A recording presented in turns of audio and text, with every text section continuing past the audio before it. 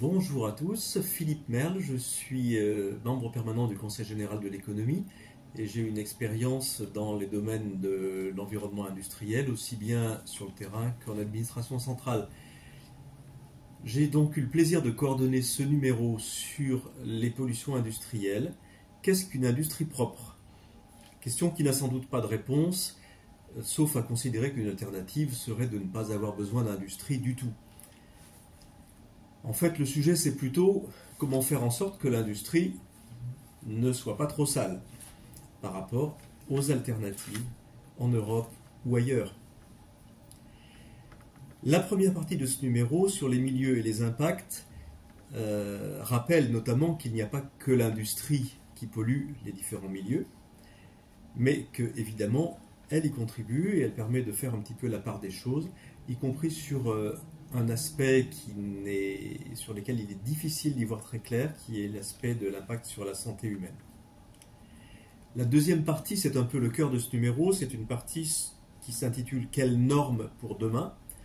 Et en Europe, le choix a été de continuer dans la logique, tout en la révisant, de la directive qui s'appelle IED.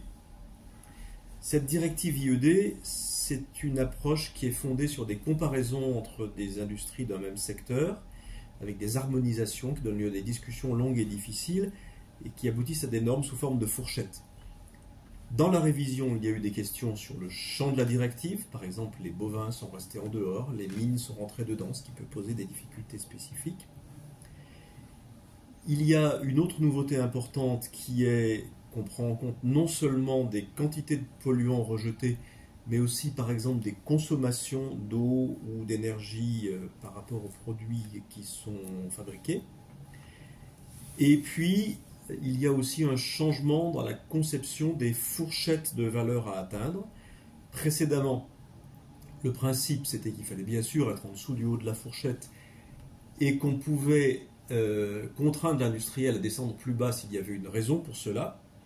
Alors que maintenant, la nouvelle logique, c'est que le principe, c'est le bas de la fourchette et que l'industriel doit justifier pourquoi il demande quelque chose de plus haut dans la fourchette.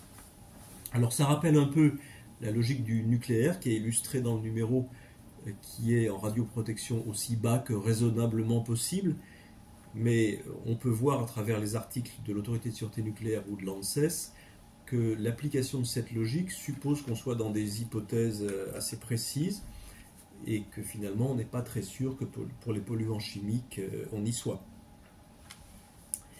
La troisième partie de ce numéro s'intitule « D'autres regards » et elle va permettre d'une part de regarder ce qui se passe en Chine et aux États-Unis sur les mêmes questions, de voir que là aussi, comme en Europe, c'est une question qui est multi-échelle, c'est-à-dire avec des principes qui sont définis au niveau des États-Unis, de l'Europe ou de la Chine, une application qui est confiée à un échelon plus local, et puis une surveillance des installations qui est confiée à une échelle encore plus locale, par exemple en France c'est le préfet.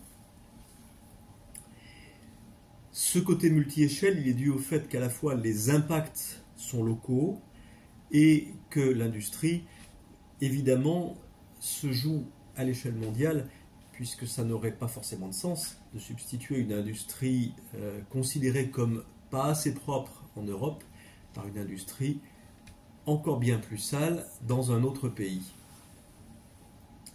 Donc l'Europe a choisi d'aller tout droit avec la directive IED. Il n'y a pas que la directive IED dans la vie non plus. C'est ce qu'illustre toujours dans la troisième partie, par exemple, l'article de Robin des Bois sur les pollutions dues aux accidents. On voit qu'il y a un certain nombre d'angles masqués. Et il est important d'être conscient, puisque nous entrons maintenant dans la phase de cette mise en œuvre en Europe de cette nouvelle version de la directive IED, d'être conscient un petit peu des limites pour permettre d'aller vers une mise en œuvre qui soit, j'allais dire, aussi pertinente que raisonnablement possible. Je tiens à remercier les auteurs qui se sont prêtés au jeu de ce numéro, issus d'horizons variés. Ils ont vraiment produit des contributions très intéressantes et très complémentaires entre elles. Merci.